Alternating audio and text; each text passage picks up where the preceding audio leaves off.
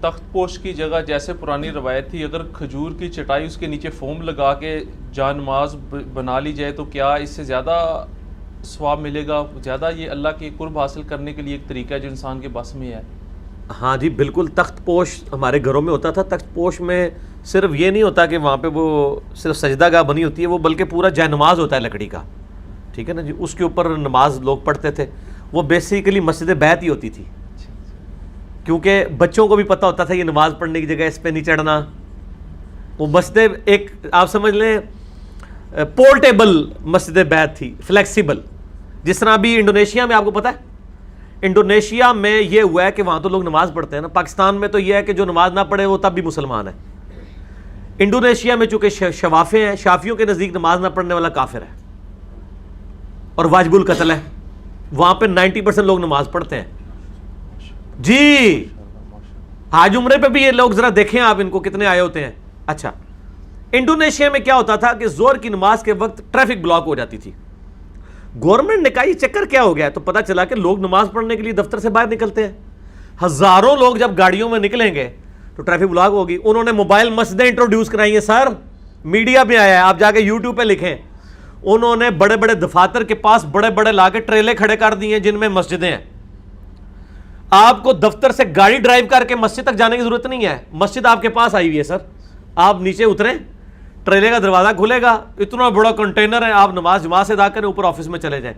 ہر office نے اپنے اپنے ٹریلے نیچے کھڑے کیے ہوئے. موبائل مسجدیں, یہی موبائل مسجدیں اس وقت جائے نماز کی شکل میں تھی جو ہمارے لکڑی کے ہوتے تھے کہ آپ نے اگر جگہ شفٹ کرنی ہے, چاہے انہوں نہیں اڑے تھے نہیں تو اتنے رکھ دو, وہ پاکیزہ تو رہے گا نا. اس کے اوپر وہ گھر میں ابھی بھی اگر کوئی رکھتا ہے تو بہت اچھی بات ہے. اور چٹائی کھجور کی چھال کی بنی ہوئی افضل ہے. ظاہر ہے وہ نبی علیہ السلام بھی خمرہ پہ نماز پڑھتے تھے, وہ کھجور کی چھال کی تھی. مٹی بھی پڑھنا افضل ہے. زمین کی جنس سے جتنی چیزیں ہیں, ماربل ہو, مٹی ہو, خمرہ ہو, کھجور کی چٹائی ہو. ہم نے تو اپنی ہوش میں کھجور کے پھوڑوں کے اوپر نمازیں پڑھی ہوئی ہیں باقاعدہ, ابھی بھی چند ایک مسجدوں میں رہ گئی ہیں. لیکن اس میں پھر یہ ہوتا تھا کہ وہ جو اگر وہ تھوڑے پرانے ہو جائیں تو بعض اوقات وہ مطلب وہ انسان کے لیے کبھی بعض اوقات کوئی چیز گھس جاتی تھی, اس کی تھوڑی سی نکلی ہوئی کوئی پورشن. تو اب اس میں یہ ہے کہ اس طرح کی کھجور کے پتوں والی جو چٹائیاں نا وہ زیادہ بہتر ہیں, وہ نہیں نکلتی ہیں. وہ دوسری جو آج کل سیلمگیر بنتی ہیں کہڑی ہیں وہ پھوڑ جنہوں کہتے ہیں, ہاں دب, عربی میں لفظ دب ہے. یہ عربی لفظ دب کا, دب عربی میں کہتے ہیں گھاس کو, یہ عربی کا لفظ ہے, قرآن میں بھی آیا یہ لفظ دب, ٹھیک ہے نا. تو یہ مطلب اس طرح کے اگر پھوڑ ہوں دب کے بنے ہوئے, دب سے بہتر ویسے کھجور کی چٹائی ہے. اس میں سے جو ہے نا کوئی اس کی چھلتر وغیرہ نکل کے تو چبھڑ نہیں لگی. اچھا, ان چیزوں کے جانے کے نقصان ہوئے ہیں, یعنی سنت سے محروم ہو گیا. دوسرا ایک بڑا سوشل نقصان ہوا ہے, لوگ مراق پہنے بند ہو گئے ہیں.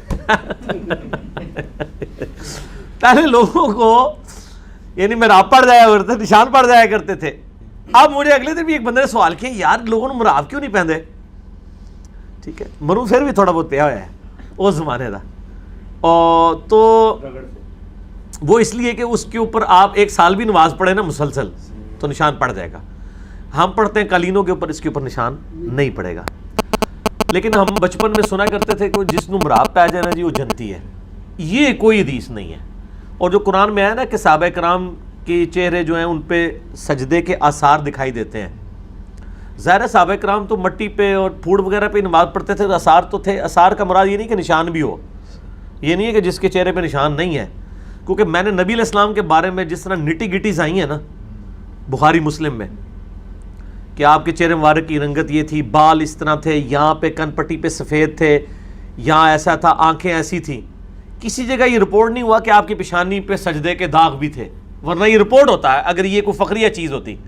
تو میرا اپنا گمان یہ کہ نبی علیہ السلام کے پیشانی مبارک پہ نشان نہیں تھا, ورنہ یہ رپورٹ ہوتا. آپ کی تو کتنی نٹی گٹیز رپورٹ ہوئی ہیں, یہ کسی نے نہیں رپورٹ کیا. تو یعنی یہ دب والا جو مسئلہ ہے نا اسی پہ نشان پڑتے ہیں. جو صحابہ کے بارے میں آیا نا وہ قطعاً یہ نہیں آیا کہ فزیکل نشان ہے. اللہ تعالیٰ فرماتا ہے تم ان کے سجدوں کی جو اثرات ہیں نا وہ ان کی پیشانیوں پہ دیکھو گے. یعنی پیشانیوں پہ جو ایک روحانی چیز ہے وہ آپ کو نظر آتی ہے. ورنہ اگر کوئی کہ نہیں اس تو مراد وہ ہے تو ان کو کہیں کہ تبلیغی جماعت والوں کو تو محراب ڈلے ہوئے ہیں, تو کیا دعوت اسلامی والے مان لیں گے؟ دعوت اسلامی والے میراب کو تبلیغی جماعت والے مان لیں گے؟ نہیں مانیں گے. تو یہ کوئی دلیل نہیں ہے. ٹھیک ہے, میراب پڑھنے سے کوئی جنتی نہیں ہوتا جب تک اس کے عقائد اور اعمال سنت کے مطابق نہیں ہے. ٹھیک ہو گیا جی. طارق جمیل صاحب نے بھی بیان نہیں کیا کیا, باقی اس نے تمام نیٹی کٹیز بیان کی ہیں. میراب والا نہیں کیا.